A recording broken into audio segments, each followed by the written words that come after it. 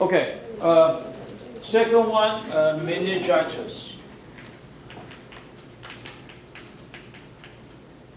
Okay, meningitis.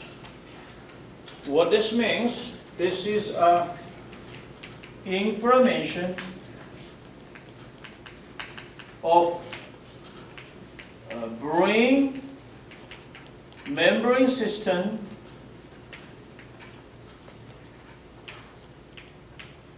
as well as brain membrane system with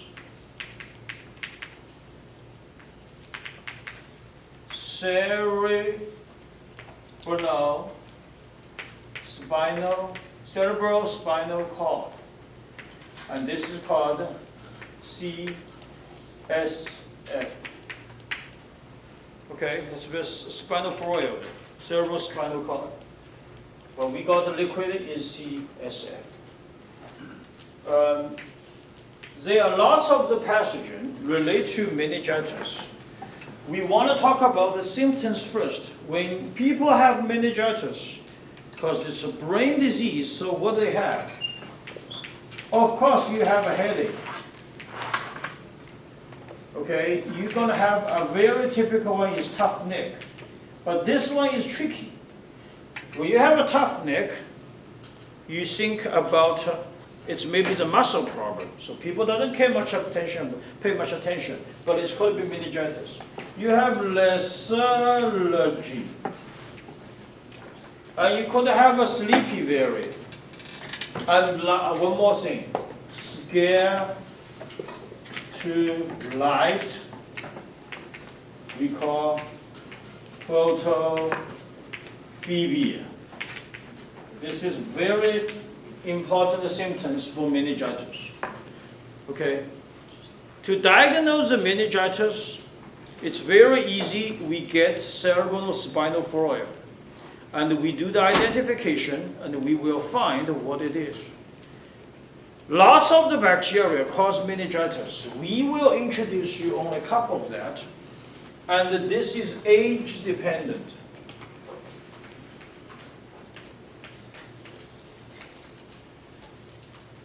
What it means by age dependent? Different age group have a different risk. If you are 0 to 2 months, this is a newborn, then the pathogen will be GBS, stands for Group B, Streptococcus agalactia.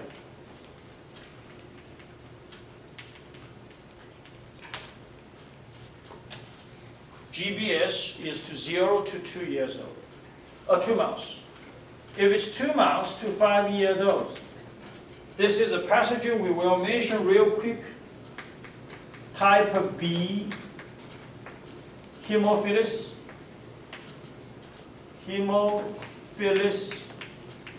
influenza. HIV. Type B Haemophilus influenza. If you are 5-year-old to 40-year-old, that including most of you undergraduate, the pathogen causes meningitis, Neisseria meningitis. This is Neisseria. Now, if you're older people, including myself, then Streptococcus pneumonia. And this is very interesting stuff. Streptococcus pneumonia, species name is pneumonia, but for the older people, you'll have meningitis. Okay, so this is an important one. We talk about this pathogen is age dependent. Now we want to talk about each of these one by one. Let's go talk about this guy first. Okay, GBS, we'll talk about Streptococcus later on. Neisseria, we'll talk about with Neisseria gonorrhea together. And Streptococcus pneumoniae, we will mention later if we have time today. So Haemophilus influenza, this is the one we want to talk right now, and because it is very important. Why we say it is important? Haemophilus influenza, this is in the United States, #1 childhood infectious disease.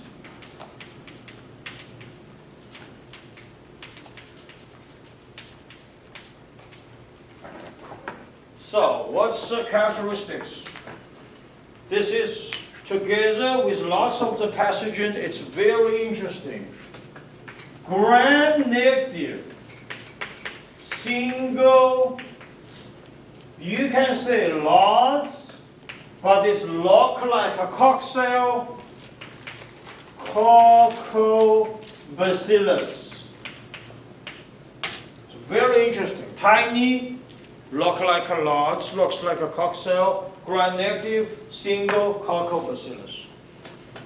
This pathogen is very interesting. It is type B.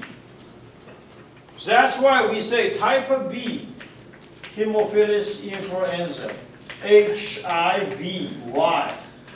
Type B will have a very typical mucoid colony because of the capsule. Heavy capsule. Smear looks like a cheese, mucoid colony. Okay, that's type B Haemophilus influenza. This pathogen is difficult to grow in the lab. It is a fastidious bacteria. What means fastidious bacteria? I said very simple, we mentioned.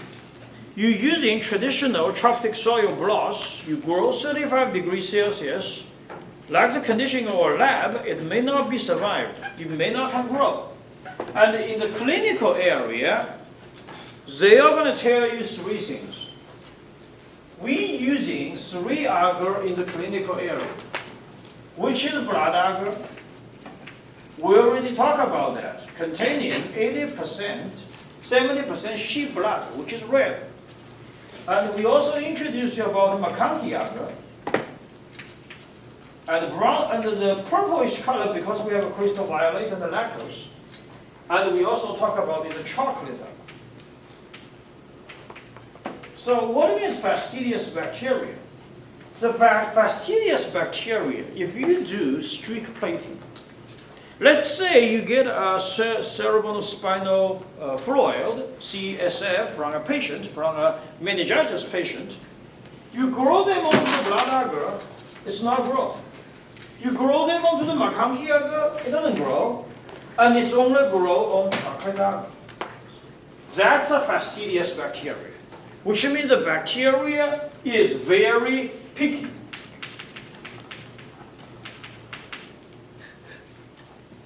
I used to make a joke, I said you can think about your girlfriends, and it's very picky, and you can think about boyfriends sometimes. So that's called a fastidious bacteria. The same thing, very picky. Okay? Now, we want to say something very interesting. The next slides, which is showing you some of the growth situation.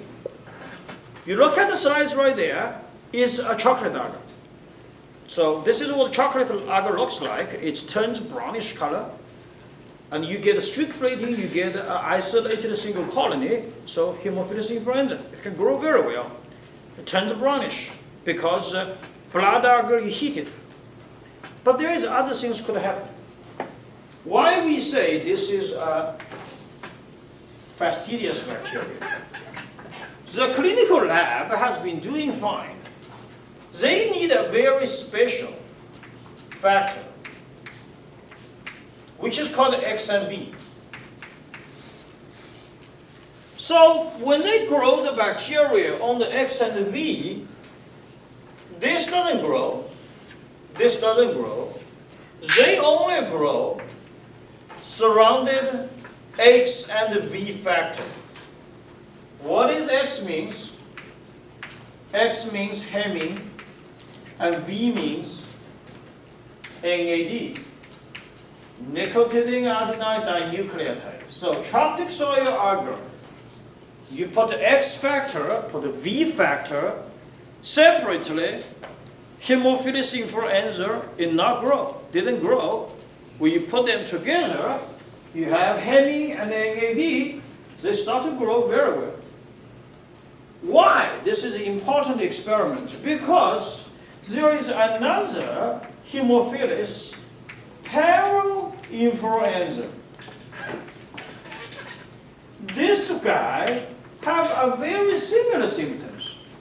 It could have otitis sinus, very similar symptoms with Haemophilus influenza type B. But how we diagnose it? This can grow with X factor. But Haemophilus influenza type B, you have to need both X and V. And I also want to say, this pathogen, when they contaminate infections with the kids, it will have a very soft epiglottis.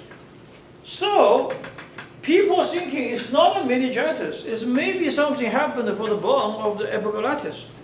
So, people will dismiss that, think it's not a severe symptom, especially if you do not have the vaccine. Because this pathogen also have a vaccine, which is HIV vaccine. Now, where they come from? It comes from this mucoid capsule area. Okay, that's very important. So this is the one thing. The second thing, people doing some of the study. This is blood agar. On the blood agar, I'm going to grow Streptococcus pneumoniae. So I'm going to grow it. A Streptococcus, Staphylococcus aureus. I grow like that. A smear Staphylococcus aureus, like we did in the lab. And then we inoculate Haemophilus influenza. What you see? They're like a dot surrounded it. And this is HIV. So they call this is satellite phenomenon. It's very interesting results, and it looks like that. Okay, you have a heavy smear of Staphylococcus aureus, and then you see these very tiny dots there. This is Haemophilus influenza. Okay, like we said, Haemophilus influenza also have a vaccine. So you look at here, Haemophilus influenza type B, very similar to DTaP. They need 2 months, 4 months, 6 months, 12 months, 15 months have a different shots, which means a boosters. But we do have a vaccine for that, so that's a very good thing. Okay. Now, here is something we want to talk about, is Neisseria meningitis. This guy right here, we talk about Neisseria meningitis. So what is a little bit difference? Neisseria meningitis. It is the same species name, same genus name with Neisseria meningitis. But instead of cause meningitis, instead of cause sexual transmitted disease, it will cause gonorrhea, it will have a meningitis. So, Neisseria meningitis. This pathogen is really interesting. It is gram-negative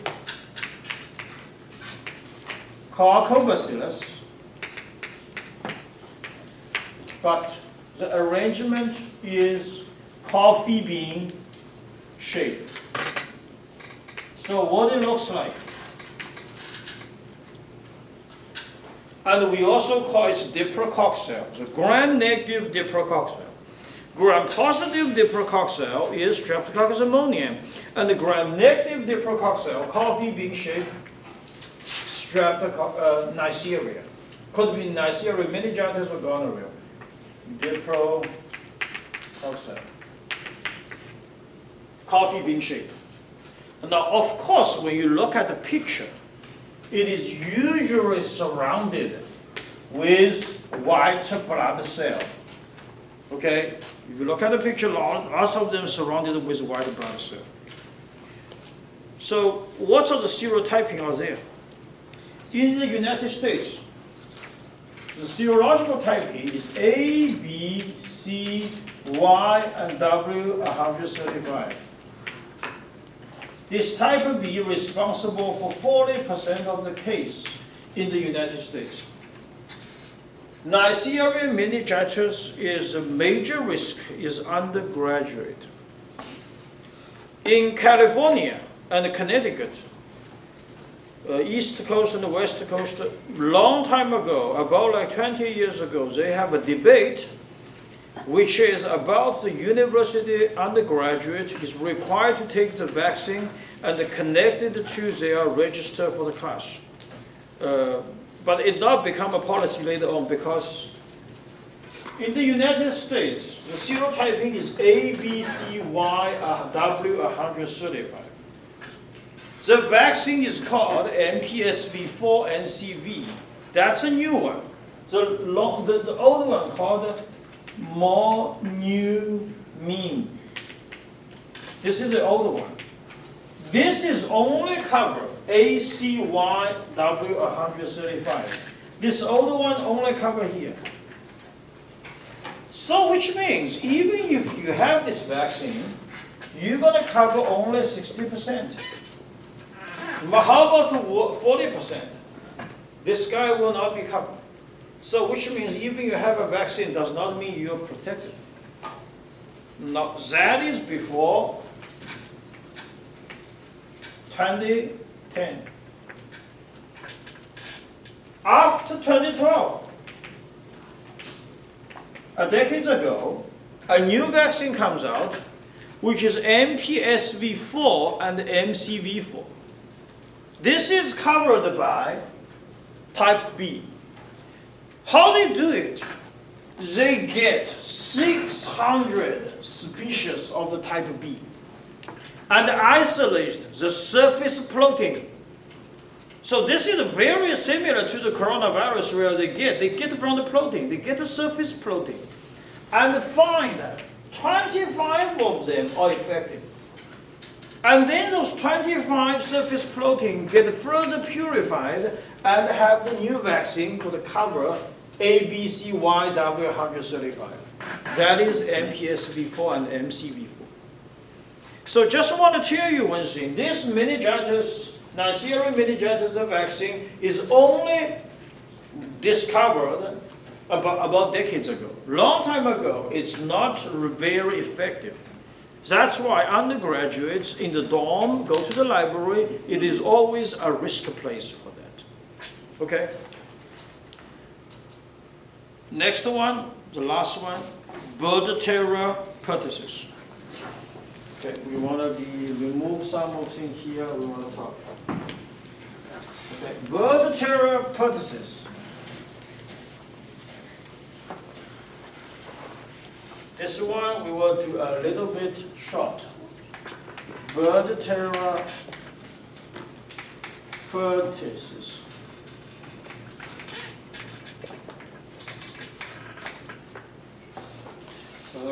P or T S.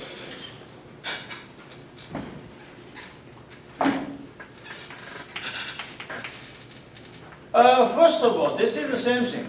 Gram-negative, rod shape, and coccobacillus.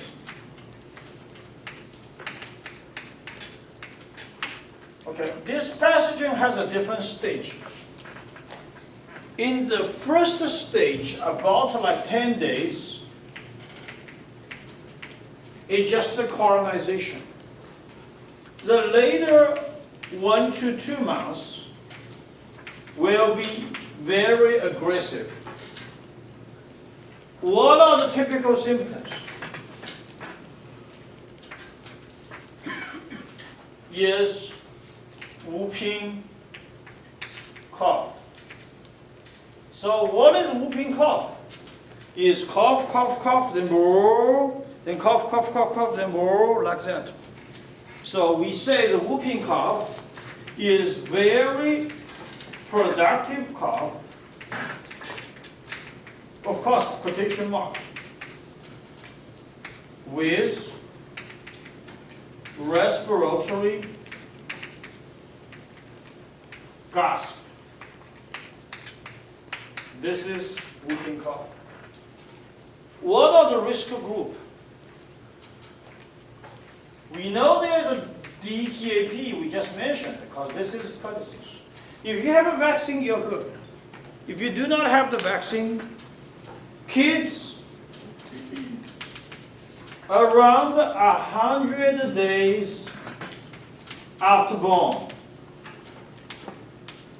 roughly 3.5 months is a risk group. So in China, whooping cough, also we call 100-day cough. It's a very typical happens in the newborn baby after 100 days, around 3.5 months.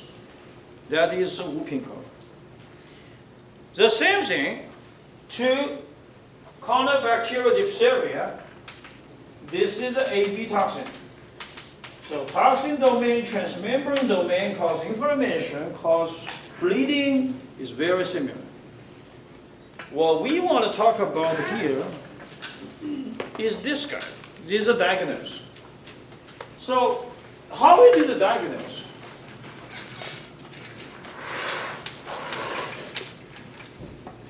I'm not good at drawing, but I'm going to do this for you to know. The diagnosis took a longer time to do. The same as meningitis, bacterial diphtheria, you need to send it to get isolation and send it to the reference lab. But how we get it, how we do the sampling is a little bit tricky. Lots of the times we were using a traditional cotton swab. We put it into the nose, we get it, we sometimes didn't get it. So because the material is very sensitive, we need to use a special material. And the material we should be using is a dacron swab. And there is a research paper published by University of Utah Medical School at Applied Environmental Microbiology back like 20 years ago. They compare different swab material. Cotton swab, advanced cotton, and all different materials. They find the dacron swab is the most available, effective material to do the sampling. This is the first thing. So you have to use dacron swab. Second, you have a dacron swab. We also call it a nasopharyngeal swab. How deep we should go to the nose? The deeps is half distance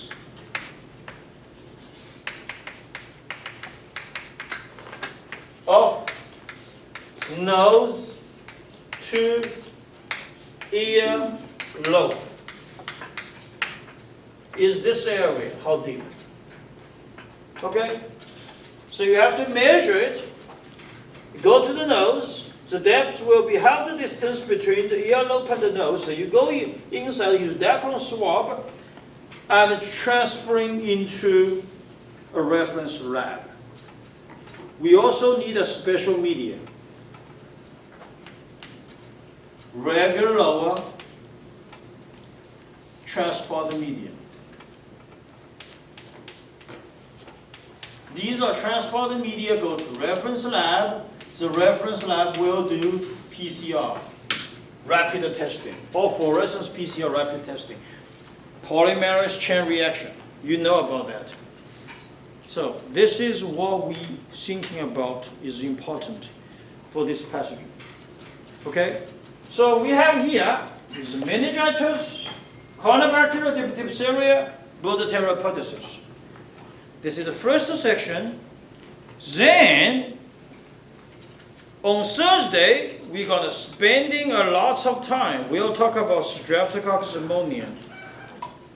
Before we end today, we need to go back to review these important slides. That's why I have this one mentioned in our exam 1. I also have a slide here. This will be major stuff we're going to talk is on a blood agar. So we talk about on the blood agar, 70% sheep blood. At this moment, this is used as a differentiated medium. So why we say this is a different medium? Because we have alpha, beta, and gamma hemolytic. If you see an alpha hemolytic, which is incomplete hemolytic, is dark green color. Beta hemolytic is transparent zone. We will have a lab on Thursday. We try to do it. We'll see next week Tuesday whether you can see the results. Alpha hemolytic, incomplete hemolytic, it's dark green color. Beta hemolytic is transparent zone, which means you can see the back of the agar. It is completely clear. That's Streptococcus pyogenes and the Streptococcus pneumoniae. These two are the major pathogens for the Streptococcus. So we're going to talk about detail on Thursday, and today we'll finish here, and this is important slides. We're going to referee all the time. And the knowledge behind that, we will mention which one is alpha hemolytic, which one is beta hemolytic. So you better to know, familiar with the blood agar. Okay, so what do you need to do? I would suggest you over the weekend, you're going to have to make some flashcard. And the flashcard today will be Bacterial diphtheria, meningitis, including Haemophilus influenza type B, Neisseria meningitis, and Bacterial disease-2. You put on a flashcard. So 4 flashcards today. And I also, over the weekend, will upload onto eCampus some of the after-class reading material, and which is I concluded from a different textbook, and you could read it through it, and give you some of the conclusion, and lots of the material which is covered in the lecture also. Okay, so that's what I have.